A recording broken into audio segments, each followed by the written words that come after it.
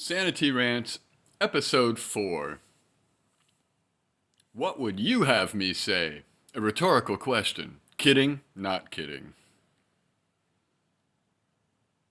Nothing in all the world is more dangerous than sincere ignorance and conscientious stupidity.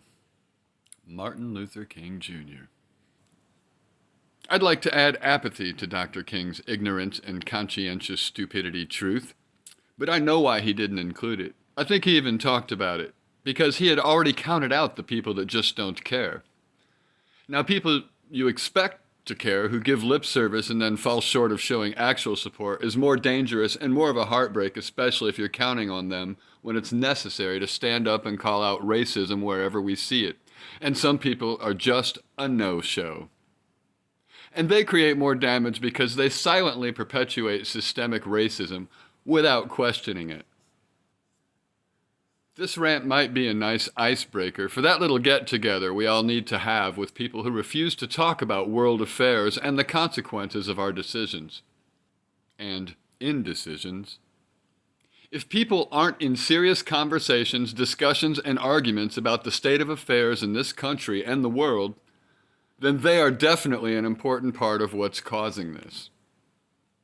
Ignoring fascism clearly doesn't make it go away.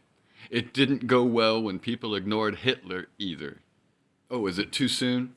Can we make that analogy yet? I know it used to be a conversation ender as soon as somebody goes to Hitler, the tools of debate have been cast aside. But guess what? Here it is, Hitler 2.0. We have to talk about it, and we have to talk about people we know and love who support the right-wing extremist agenda, Death Cult 45.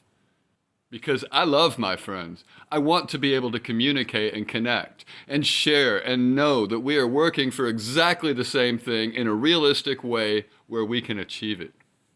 And when you tell me how you don't care about this, politics doesn't matter to you, the media, blah, blah, blah, I don't vote, blah, blah, blah, our relationship will have a serious new element of distrust.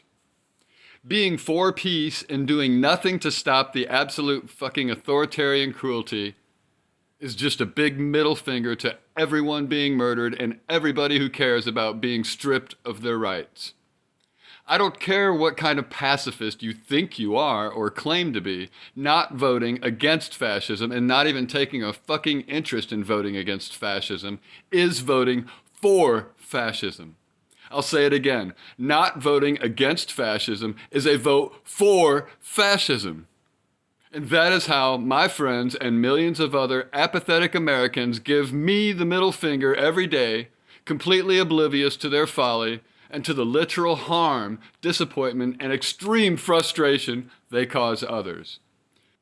Yes, the ship has fucking wrecked. We are bailing out a lifeboat in a goddamn thunderstorm, and there are a whole lot of people who don't even think it's fucking raining. And there's another part of the problem. This isn't an opinion issue. This is something for you to know and act on immediately. We know it's raining. You don't get to think, and you don't get to have an opinion. When it comes to fascist takeovers by parties who support genocidal dictators, it's clear the time for action is now. End blog. Commenter reply. I, of course, applaud Martin Luther King, Jr. All that other stuff is, well, a bit too long-winded. Yes, this is what I read on my Facebook post a few hours after I made my call against fascism. So, I had to respond as follows. I appreciate your reply. How would you express the point of not electing another fascist leader and why that's not a good idea? And how would you make people feel the urgency of this literal political crisis? I'm very serious because I'm going to be writing blogs about this for the next several months, if not the next couple of years, and I want to know how I should say it so people like you will listen to me. And he had some ideas. Eliminate the rant. Stop raking the mud. State the facts in your unique way. Sell the sizzle. Screw the drama / emotional angle. And my final reply. By the way, this rant sounds like Mr. Rogers compared to my last couple audio blogs. I just don't know exactly how mellow to be about genocide and people who don't seem to understand that they support it through Trump, and other people that don't seem to understand that it's happening at all.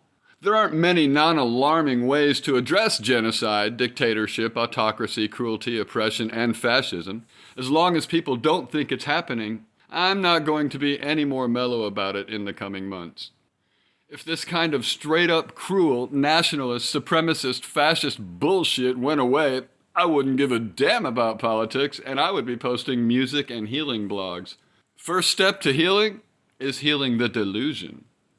First step to healing a delusion is snapping people the fuck out of it. And what does that is a highly impassioned, articulate spokesperson for humanity. A person that's normally kind, happy, easygoing, intensely musical, mellow, playful, funny, insightful, and random. All the fun stuff about that guy takes a back seat when I'm being threatened along with a few 100 million of my friends. And I'm trying to defend and connect with non-attentive or brainwashed people who don't even know what their best political interest is. See, everybody pulling for the right candidates is protecting people that don't know any better, even if those people are voting for right-wing psychopaths. There is no tolerance of brutalizing and genocide, decimation, and full dehumanizing of an entire civilization of people. I have no tolerance for fascism. I have no tolerance for straight-up corrupt thievery in our government. I have no tolerance for stealing elections. I have no tolerance for soliciting foreign governments to help us steal elections. I have no tolerance for inciting right-wing hate groups. I have no tolerance for an anti-American president to sadistically and continually pick on everybody who's telling the truth, demonizing the media, mocking everybody who would question him, and speaking straight-up lies to the American people upon nearly every sentence spoken, while assuming no accountability ever for any of his horrific behavior and policy.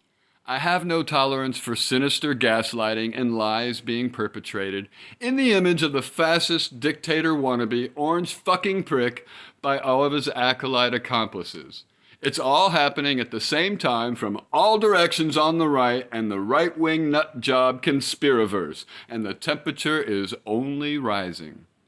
Oh, and did you know I have a new audio blog specifically called SANITY RANTS?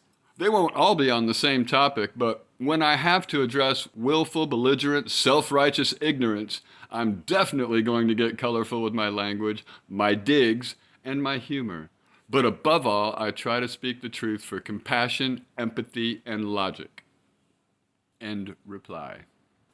Where do you see yourself in a year? Do you picture yourself living peacefully and symbiotically with your community and Mother Nature? With all your blessed, best-laid plans coming to a gradual and satisfying fruition? That's the unlikely fairy tale I'm hoping to manifest into the third dimension also. The depressingly disturbing piece of this popular hypothetical question is the unspoken alternative likelihood. Where do you see yourself in a year? Do you picture yourself living in a dystopian Mad Max free-for-all dog-eat-dog survival of the fittest, fuck you, I've got mine and I'm gonna take yours too, nomad-style existence? While violating Mother Nature and all of her creations just so you can be the most dominant rabid rat in a rabid rat race to the very end of civility and literal survivability? Not many contemplate or posit the second answer I propose to that question. But if you have an adept bullshit detector like I do, and have an extra strong ideological immune system, then you know when an invading infectious organism like fascist autocracy is a clear and presently dangerous threat. It's a mental virus, and it literally takes using our brains in every part of our humanities. As the remaining individuals with these critical capacities, we rational human beings, derogatorily referred to as progressive, liberal, woke, communist, must literally carry the torch for sentient life on Earth.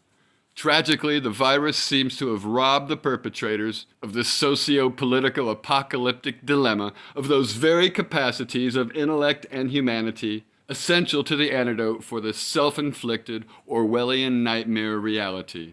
In short, progressives must be doggedly dedicated and manically meticulous to raising awareness, calling bullshit, providing perspective, and fighting fascism until our last fucking dying breaths. Or those dying breaths will come a lot sooner than we want them to. So whatever you would have me say is for you to say, and I will listen. But I can only give respect and consideration when I know you've heard me first.